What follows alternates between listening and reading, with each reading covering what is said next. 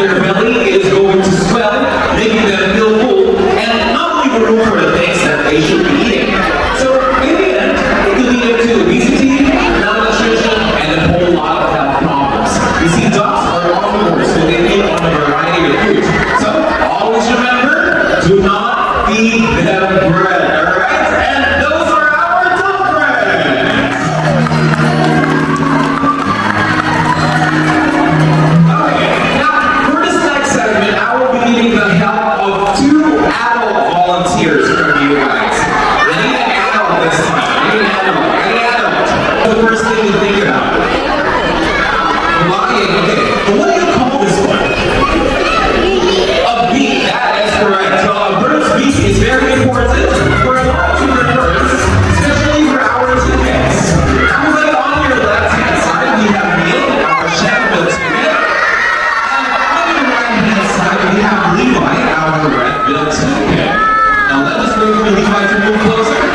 There you go.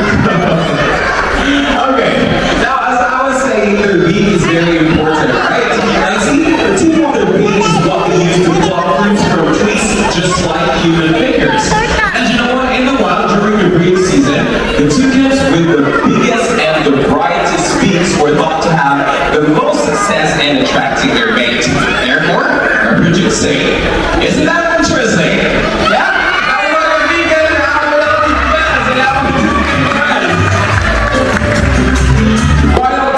Are considered as one of the most popular birds in the world. There's no wonder why some people, they see some birds and they mistake them as toucans, just like the hornets. Okay, toucans and hornets, they look very similar because of their wide and big beaks, but they're from two completely different families and they are not related by any means. These two right here are our hornets, and they came all the way from Papua New Guinea. Now, being sexually dimorphic birds, you can easily tell which one is the male or the female just by looking at their physical appearance. Now, just by judging by their looks, who do you think is the male and who is the female? Okay, you know what? Let's have a go. For those people who say that the male one is the one with the golden feather, put your hands up. Okay, put them down. Now for those people who say that the main one is the one with the black feather, put your hands up. Alright, put them down. You know what the correct answer, our main Papuan hornbill, is the one with the golden feather on his head. Alright, now these birds are so agile and they fly so well that they can actually catch and find insects midair. Now we don't want to show you that, unfortunately, we don't have a flying insect, so we'll be using birds instead. Watch this.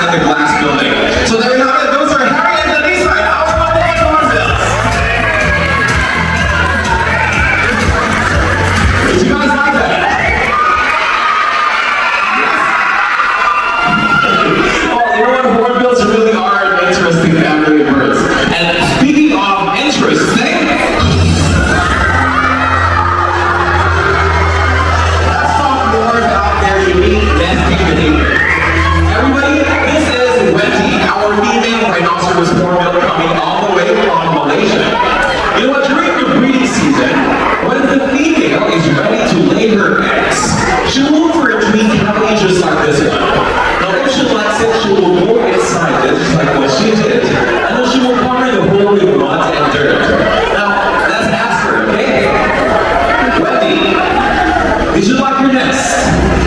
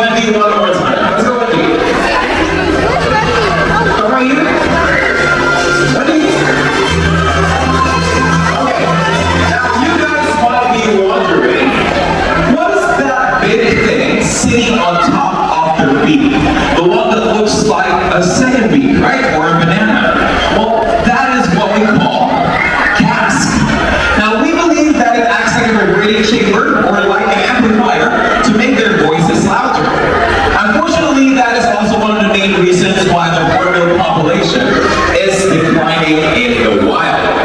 But thankfully, a lot of conservation teams in Malaysia are now increasing research and conducting more awareness activities with the local communities.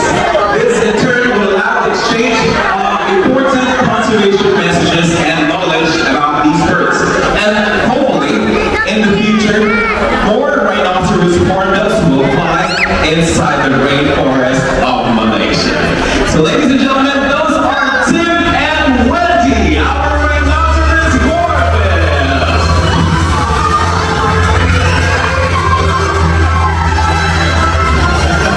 Okay, now we are done with adults. This time, I will be needing the help of a kid, a young volunteer. Now, all you have to do is to hold this with both of your hands. Is that okay with you? Are you scared of birds? You're not? Okay, where's your family? Where's your mom and dad? They're right there. Okay, now why don't you say goodbye to your mom?